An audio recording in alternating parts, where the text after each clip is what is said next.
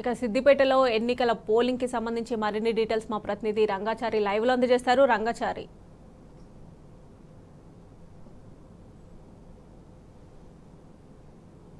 Good afternoon.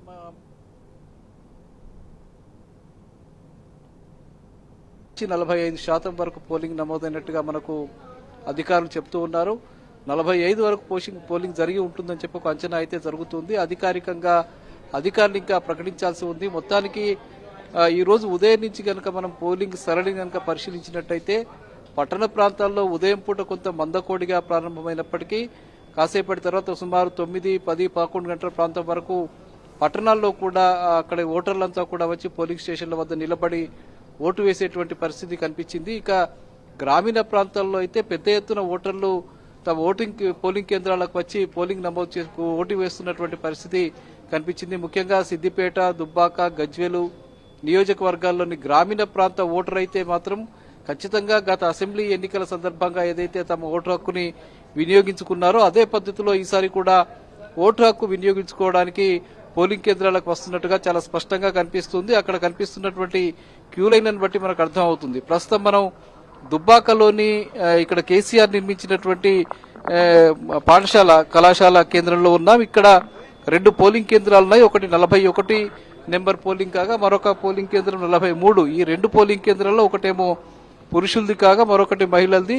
2 polling కేంద్రాల వద్ద కూడా ప్రస్తుతం లైన్లు కొనసాగుతున్నాయి. మధ్యాహ్నం పూట కూడా లైన్లు కొనసాగుతున్నటువంటి పరిస్థితి ఉంది.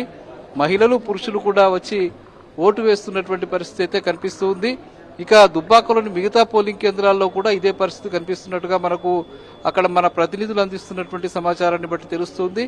ఇప్పటి వరకు అయితే దాదాపు 45% వరకు పోలింగ్ నమోదైనట్టుగా మనకు అధికారులు చెప్తున్న దాన్ని బట్టి తెలుస్తుంది. ఎక్కడా ఎలాంటి అవాంఛనీయమైనటువంటి సంఘటనలు జరగకుండా పోలీసులు గట్టి బందోబస్తు ఏర్పాటు చేశారు. పోలింగ్ కేంద్రాల వద్ద ఎలాంటి ఇబ్బందులు కలగకుండా కూడా పూర్తి ఏర్పాట్లు జరుగుతూ ఉన్నాయి.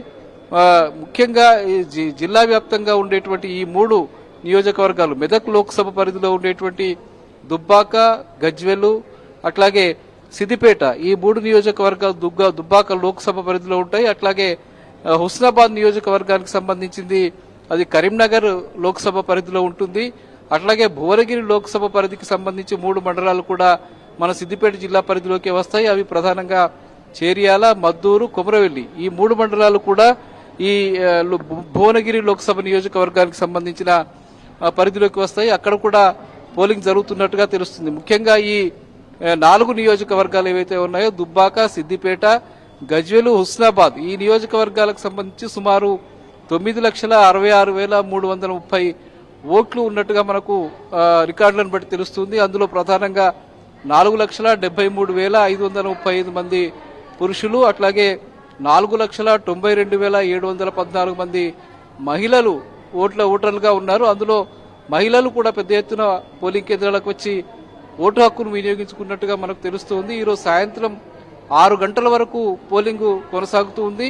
ఈ రోజు వాతావరణం కూడా గతంలో కంటే కొంత చల్లని వాతావరణం ఉన్న నేపథ్యంలో ఓటర్లు ఉదయం నుంచి కూడా వస్తున్నటువంటి పరిస్థితి ఉంది. సాయంత్రం వరకు కూడా 6 గంటల వరకు కూడా పోలింగ్ కొనసాగేటువంటి పరిస్థితి ఉన్న నేపథ్యంలో అధికారులు చెప్తున్న దాని ప్రకారం 6 గంటల లోపల ఎవరైతే పోలింగ్ కేంద్రాలకు వచ్చి తమ ఓటు హక్కును వినియోగించుకోవడం కోసం క్యూలో నిలబడి ఉంటారో వాళ్లకు తప్పకుండా ఓటు వేసే అవకాశం కల్పిస్తామని చెప్తున్నారు. 6 గంటల తర్వాత పోలింగ్ కేంద్రాలకు వచ్చే వారిని మాత్రం ఎట్టి పరిస్థితుల్లో కూడా పోలింగ్ కేంద్రాల్లోకి అనుమతి ఇచ్చేది ఉండదని చెప్పి చాలా స్పష్టంగా చెప్తున్నారు. కాబట్టి 6 గంటల లోగానే ఎవరైనా వచ్చి ఓటు హక్కు వినియోగించుకోవాలని చెప్పి వాళ్ళు స్పష్టంగా చెప్పడం జరుగుతుంది. ఇక మరోవైపు పోలింగ్ ప్రశాంతంగా జరగడం కోసం అవసరమైనటువంటి పోలీసు భద్రత కూడా పెద్ద ఎత్తున కొనసాగుతుంది. ముఖ్యంగా సమస్యాత్మక పోలింగ్ కేంద్రాల వద్ద ప్రత్యేకమైనటువంటి భద్రతా ఏర్పాట్లను పర్యవేక్షిస్తూ ఉన్నారు. అక్కడ ఇలాంటి గత ఎన్నికల సందర్భంగా జరిగినటువంటి గొడవలు కావచ్చు, వివిధ పార్టీల మధ్య జరిగినటువంటి గొడవలు కావచ్చు,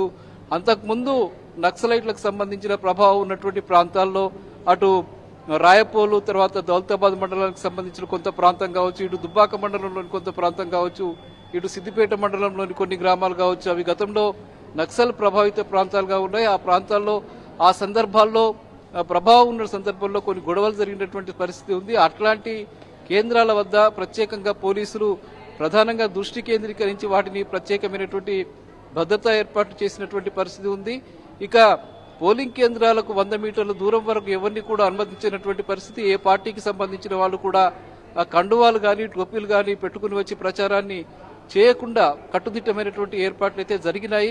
అయితే కొన్ని ప్రాంతాల్లో మాత్రం అప్పుడు కొంతమంది భారతీయ జనతా పార్టీకి సంబంధించిన ఒక వ్యక్తి ఇక్కడ వెహికల్ పెట్టి ప్రచారం చేయడానికి ప్రయత్నం చేసిన సందర్భంలో స్థానికంగా ఉండేటువంటి మిగతా పార్టీ వాళ్ళు కంప్లైంట్ చేసిన నేపథ్యంలో వాళ్ళని అక్కడి నుంచి పంపించినటువంటి పరిస్థితి మనకు తెలిసింది. కొన్ని ప్రాంతాల్లో అయితే కొన్ని సందర్భాలు అంటే దుబ్బాక, చేరియాల, అటు నంగనూరు ప్రాంతంలో కొన్ని గ్రామాల్లో ఈవీఎంలు కొంత ఇబ్బంది పెట్టినట్టుగా సమాచారం ఉంది. ఆ నేపథ్యంలో సాంకేతికంగా వచ్చినటువంటి ఆ ఇబ్బందుల్ని వెంటనే పరిష్కరించి తిరిగి మళ్లీ పోలింగ్ కావడానికి అవసరమైనటువంటి ఏర్పాట్లను అధికారులు చేసి ఉన్నారు. కాబట్టి ఎక్కడ ఎలాంటి ఇబ్బంది జరగకుండా పోలింగ్ మాత్రం ప్రశాంతంగా కొనసాగుతుంది. ఇక మరోవైపు బీఆర్ఎస్ అధినేత కేసీఆర్ తన స్వగ్రామమైనటువంటి చింతమడకలో తన భార్య శోభతో కలిసి వచ్చి తన ఓటు హక్కుని వినియోగించుకుని తిరిగి హైదరాబాద్ వెళ్లిపోయారు. ఇక మాజీ మంత్రి సిద్దిపేటకు సంబంధించిన శాసనసభ్యులు హరీష్ రావు తన భార్య శ్రీనిత అట్లాగే కుమారుడు అర్చిష్మాన్ తో కలిసి వచ్చి అక్కడ భారత్ నగర్ లోని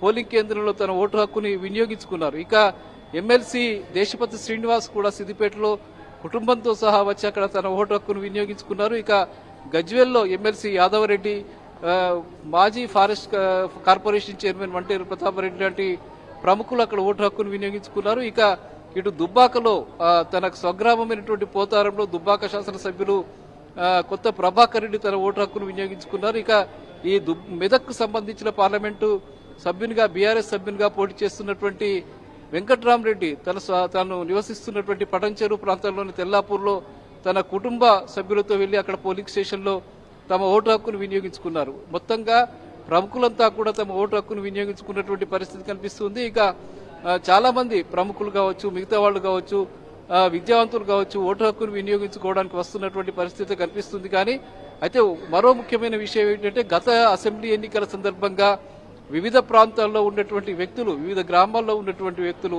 ఉద్యోగరీత్యా వివిధ ప్రాంతాలకు వెళ్ళినటువంటి వ్యక్తులు, హైదరాబాద్ కావచ్చు మిగతా ప్రాంతాలకు కావచ్చు వెళ్లిన వ్యక్తులు మాత్రం కొంత వాళ్ళు రావడానికి ఆసక్తి చూపనట్టుగా మనకు కనిపిస్తుంది. గతంలో చాలా మంది వాహనాల్లో వచ్చి తమ ఓటు హక్కును వినియోగించుకుని వెళ్ళినటువంటి పరిస్థితి ఉంది. కానీ ఈసారి మాత్రం ఎందుకో మరి కొంత ఆ ఆసక్తిని కనబరిచినట్టుగా మనకు కనిపించడం లేదు. కాబట్టి కొంత పోలింగ్ శాతం గతంలో కంటే తగ్గవచ్చుననే ఒక అంచనా అయితే ఉంది. అయితే మొత్తంగా మాత్రం సుమారు 65 నుంచి 70-75% వరకు పోలింగ్ నమోదు కావచ్చుననే ఒక అంచనా మాత్రం కొనసాగుతుంది. సాయంత్రం 6 గంటల వరకు పోలింగ్ ప్రక్రియ కొనసాగబోతూ ఉన్నది.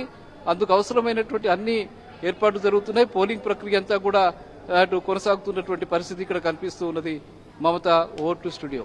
Right Rangachari, thanks for updates.